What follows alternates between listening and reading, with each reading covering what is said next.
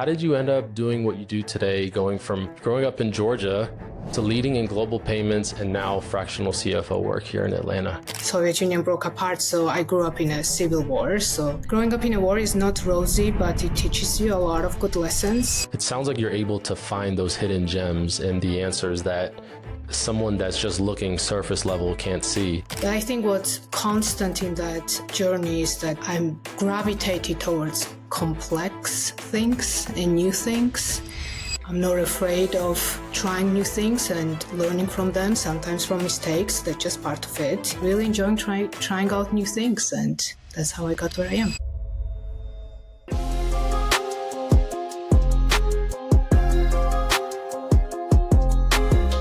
Welcome back to Growth Under Pressure. I'm your host, Eric Josovitz. Today, I'm joined by Nino Maisuradze, a finance and operations leader in the payments industry who now works as a fractional CFO for growing companies. Nino, thanks for joining. Thank you, Eric. Thanks for having me. Of course, of course. Give us a little of your backstory. How did you end up doing what you do today, going from growing up in Georgia to leading in global payments and now fractional CFO work here in Atlanta? Yeah, I think we should clarify for people that I grew up in the country Georgia, not Atlanta, Georgia. It's a small country in Eastern Europe. It was part of Soviet Union. And when I was growing up in the 80s and 90s, Soviet Union broke apart. So I grew up in a civil war. Growing up in a war is not rosy, but it teaches you a lot of good lessons. You know, the families and people in general stayed very close, so relationships were very tight, and it definitely teaches you the value of support. My parents always kept me focused on education, so things changed overnight. I pretty much watched adults have to deal with things changing so fast. And it also teaches you that most problems are temporary and you can solve them because everyone did and life moved on. So those were pretty good lessons all in all. I think it was harder for adults than for children. How did I get where I am now? I was never specifically attached to titles and straight lines. My career started in finance when I lived in Germany. This is the third country I live in. But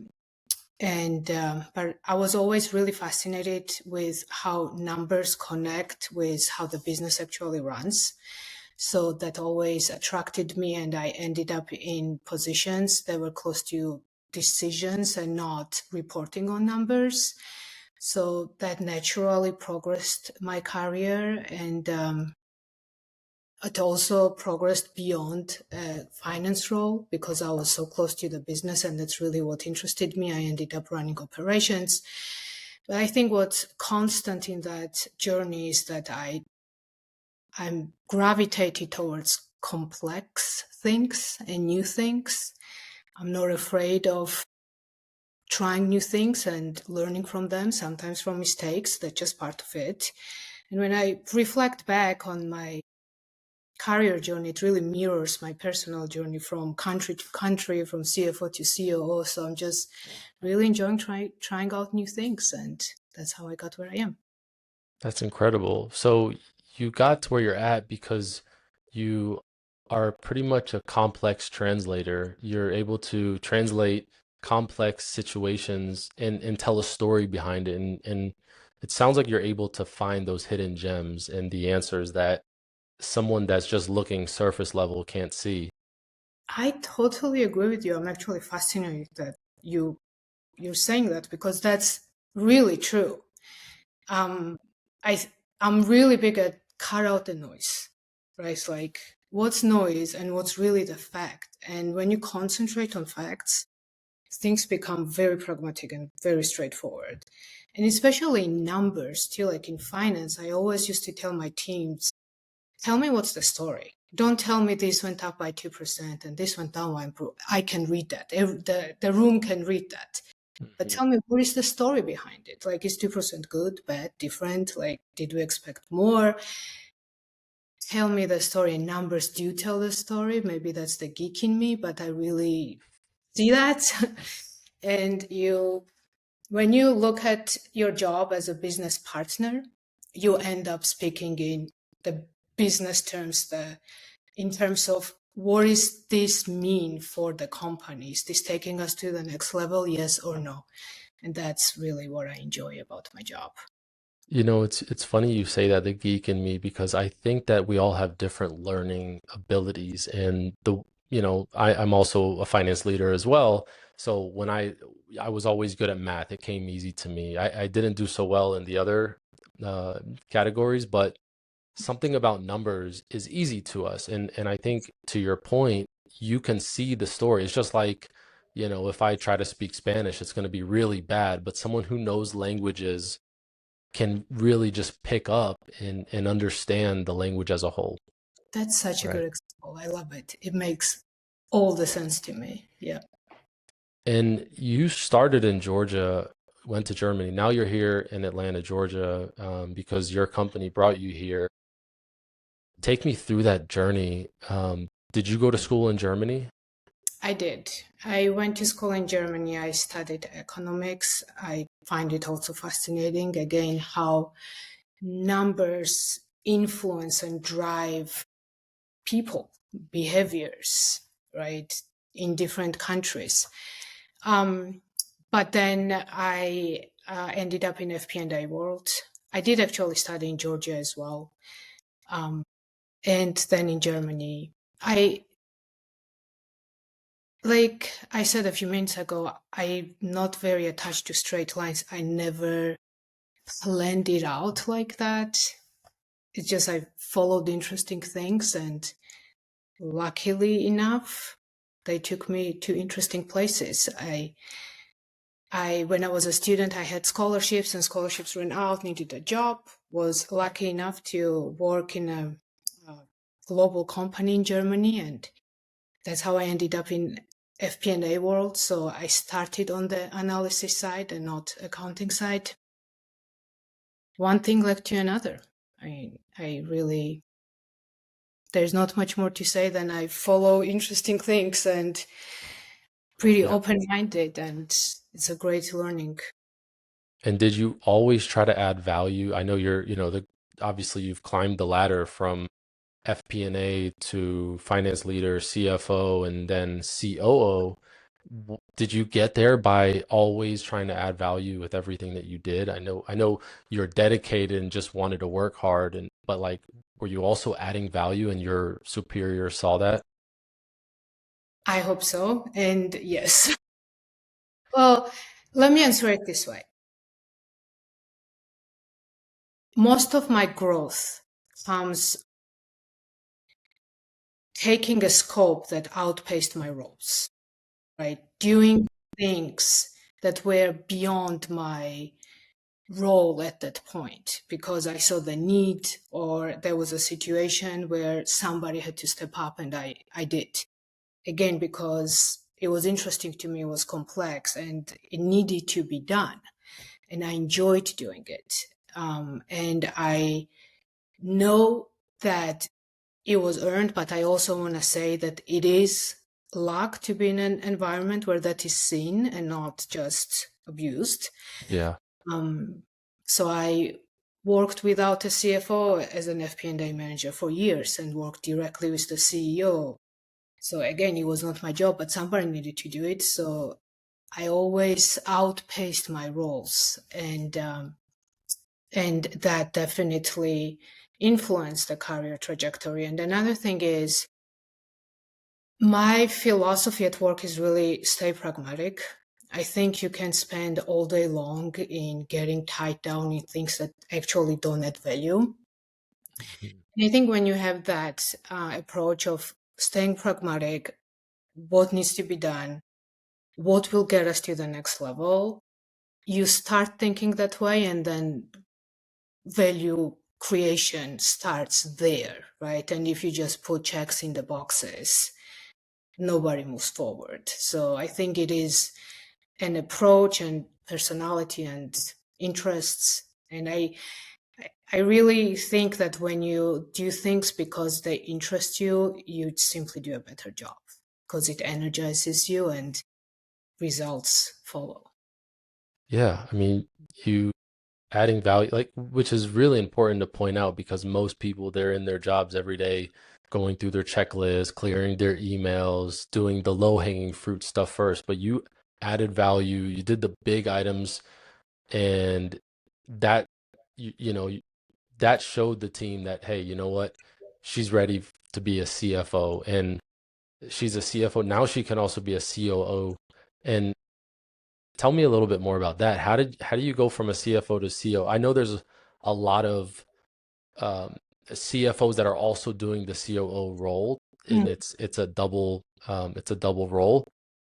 What was the transition like? Did another CFO replace you? And how did you you know, do when it came to being in that operator seat? Yeah. First thing that comes to mind is I loved it. But how did that happen? How did it come to that? I was always very close to the business. That's really where I see the value of the CFO, not on reporting, but really being that person around the table with finance acumen. So I knew the customers, I knew the business. I was a strong partner to my chief revenue officer and to my CEO, and I knew the customers because I was upfront in the business. And I had the reputation that I could fix things. So when the company was in a situation that they needed a new CEO, because of all the things that I just said, they asked me to take the role. And, technically speaking, they took a big risk, but they knew me, and they knew that I would do everything to not let my CEO down. That's really, I see my role as I want the CEO to shine. And that's how they asked me to do it, how they asked me to take it. How did I do it? What was the transition like? It was easier than the transition to CFO because by that point I had learned what it's like to carry the weight of responsibility. Mhm. Um, and I had learned the value of be the calm one in storm. Yeah. I I cannot say enough about the value of strong relationships because with strong relationships come trust, and sometimes you need to have conversations that are very difficult to be had, but they need to be had nevertheless. And when you have strong relationships and when there is trust, it's easier to get through difficult times. So it was easier. All in all, transitioning to from CFO to CEO was easier than being first time in the C-suite. And is responsibility really the key difference between just like the director, VP level to a C-suite level? I I think it's the weight. The way, like, I realized very quickly when I became the CFO that the decisions I made impacted a lot of people. Yeah. A lot of people relied on me. And I felt that weight very strongly. And I put a lot of pressure on myself.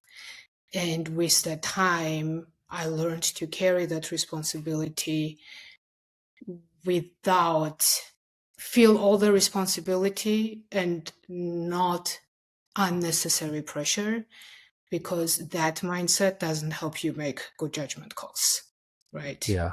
Staying Yeah. calm and pragmatic helps you make good judgment calls. That's great advice. And Ingenico is a global leader in the payments industry across the world. Were you managing in the CFO of North America? What was your territory? Yeah, my scope was North America, from Canada to about Colombia, north part of South America as well. So Canada, US, Mexico, down to Colombia.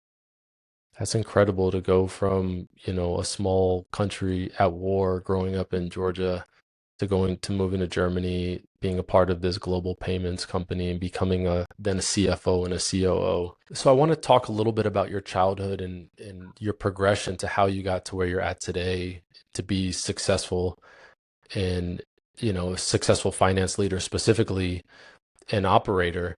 When you look at your childhood back in Georgia, small country at war, can you think of one influence or many that shapes how you operate today? It could be a person, a lesson, an experience, or just the overall environment that you were in. My parents are a big part of that. I'm really grateful how they raised us. The way I grew up, we ended up spending a lot of time together with the family because there was simply nothing else to do. Uh, simple as that. Most of the time, there was no electricity. Wow.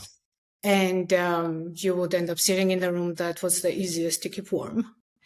And there's not much to do, right? I mean, you can watch TV or whatever.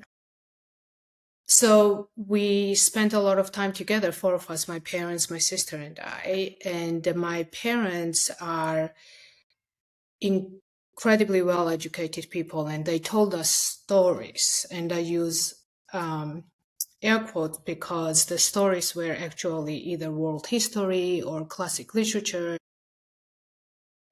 If I had a better memory, I would be an incredibly well-educated person as well. But that, I think growing up like that, it puts just this seed of curiosity in you, that the world is huge and stories are different and people are interesting and history is interesting and all those things, right? Because they told us those things like, like a childhood story or something like Yeah.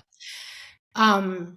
So I think I'm a curious person by nature, most likely highly influenced by that experience. And also they raised us very independent. And I grew up very with the mindset, because it was communism and a lot of brainwashing going on.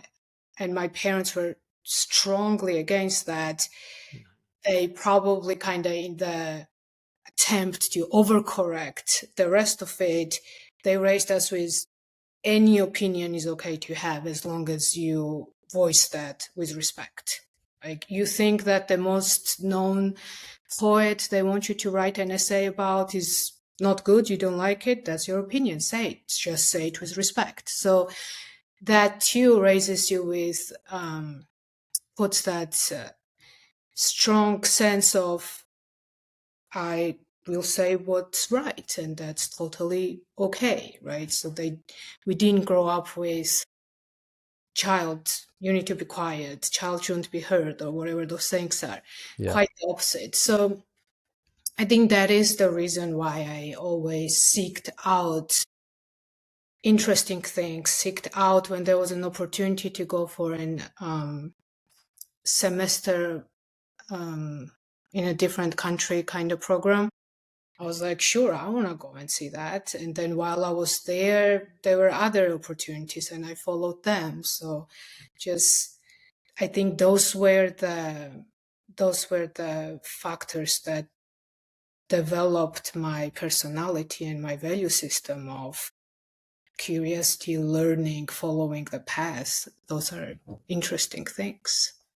Wow, that's incredible. So you're, in at your home, no electricity, with your parents and with your family, and you're hearing stories and there's no electricity. It's like that's complete opposite of what kids get to experience these days. And with the TV on, the iPads, sit in the corner and shut up, or don't say anything. Yeah. And it teaches them to be employees, whereas your parents, they removed the ceiling from you. They said, hey, Nino, go out there and you can follow in the footsteps of all these stories that we're telling you. And not only that, but you can also tell your own stories. You can create your own journey and tell, and I think that's, in order to become a strong leader, you have to be able to be a storyteller. I agree. You put it into words perfectly, Eric. That's exactly right. So you're a good storyteller. No, you rephrased. Yeah, You put my childhood into words really well. And I agree that you have to be a storyteller to be a leader. Storytelling is important, not in terms of like just making up some yeah, catchy phrases, but really understanding what things are about. yeah. Really understanding how does this business run? What drives it? Why do customers come to us? What will make them stay with us, etc., etc. Absolutely. I couldn't agree more. And, fast forwarding to today, now you're, doing some fractional CFO work. So you're working with multiple companies where you also have to tell stories. Tell me a little bit about how you're spending most of your time as a fractional CFO and advisor. Yeah, it's different. It's a bit different. It's been a very interesting experience and kind of reset the perspective and the way I look at things. Looking at several companies at once all at the same time kind of sharpens your judgment in a way because like you have to switch very quickly. Hmm. I usually step in when companies are growing and are going to the next level and things kind of start getting stretched. Stay close to the business and help them in this transition period to getting to the next level. That's exciting.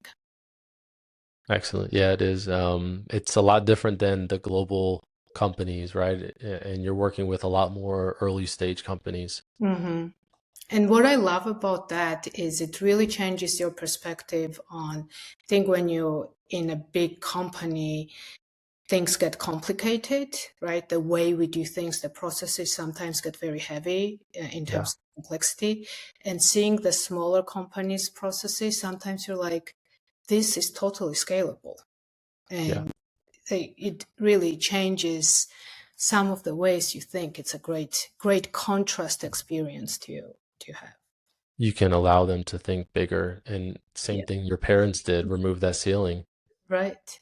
Nino, in all of our podcasts, we ask our guests to tell us about that growth under pressure moment. If you could tell me a time when you're really under pressure in your business or career and you weren't sure how it would play out, what tomorrow would look like, tell me what happened and what did you learn from that experience? Yeah, the growth under pressure, I think we all had many examples. Though I think every time we took on scope that outpaced our roles, those moments are definitely um, something that we grow through. But when I first stepped into the C-suite, there was definitely a big shift and an intimidating one. I was pretty young, um, and it was already very. I felt already a lot of pressure just being in the seat. And just 2 months after that, my CEO, who also was a big mentor of mine, had to step aside. So I was pretty much left by myself. And I found myself carrying a lot of responsibility and a huge pressure. And at the same time, it was generally a difficult year for overall economy. It was a difficult year for us as a company. And it's much easier to lead a company when numbers look good, and you really get tested when numbers don't look good.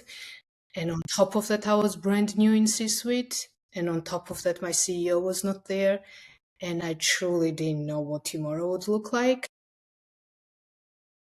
But it was just fine. And I think what that taught me more than anything else, when things would get tough, because, something gets tough all the time, I would think back and say, this too will pass.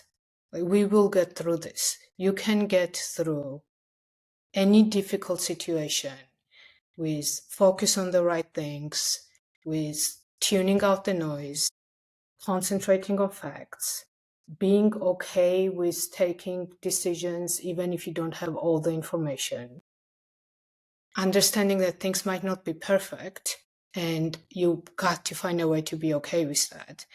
You learn from it, you'll do better next time, you'll be better prepared next time.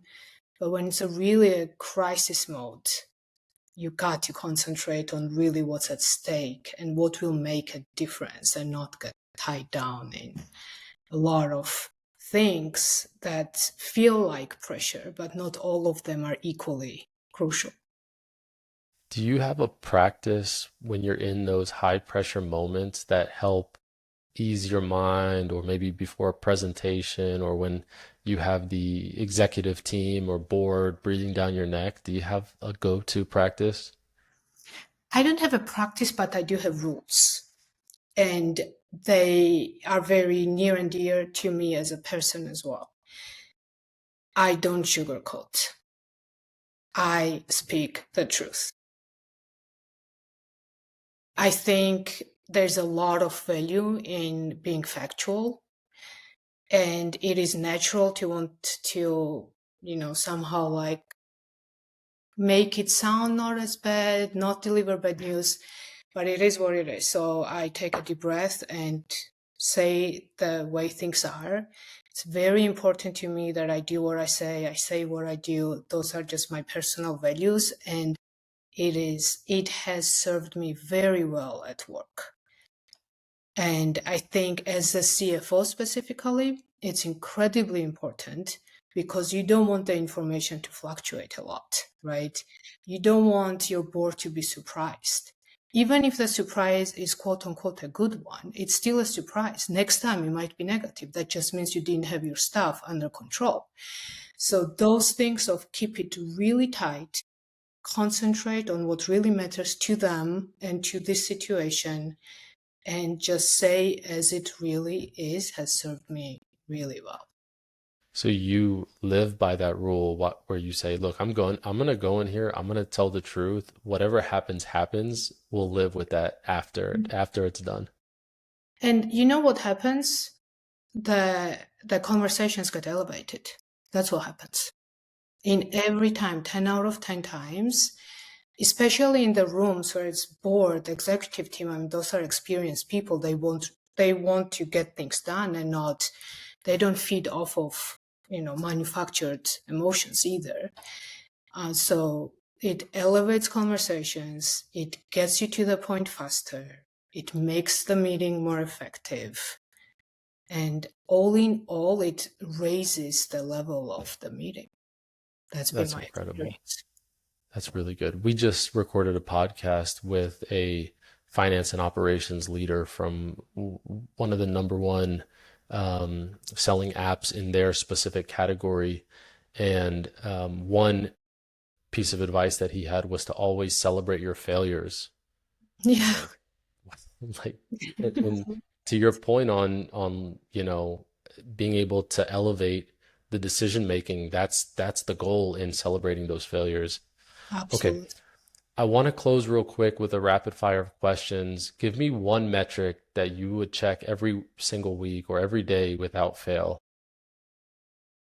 I think it really heavily depends on what your priorities of the day. I mean, cash ends up being the usual suspect, but sometimes it's not it. Especially when you work for a public company, it might be revenue, it might be a specific EBITDA target. I mean, it really depends what the priorities are. But I would say, and probably it's not what you would expect from a CFO, but important to me, satisfaction.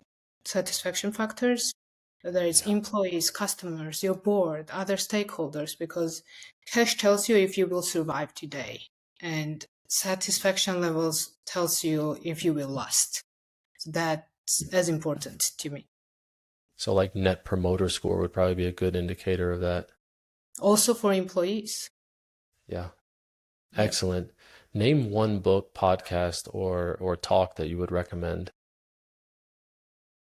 Well, Eric's podcast is the one I would recommend. But if you're asking like what resources do I go back to, Yeah. it's people. Huge believer of mentors, coaches, experts. I live by ask questions. Why is the word I use the most? And I don't ask for an answer. I ask for a perspective. So I always go back to that. Awesome. And a founder or leader under pressure should always fill in the sentence. don't confuse activity with productivity. Oh, that's so good. Nino, this was incredible. I want to run it back and do another podcast with you soon. Thank you so much for joining me today. Thank you so much. This was fun. That's it for today's episode of Growth Under Pressure. I'm Eric Josovitz from Adapt CFO, and I hope these insights help you tackle your biggest scaling challenges. If you want to help other founders find the show, give us a quick follow or a share.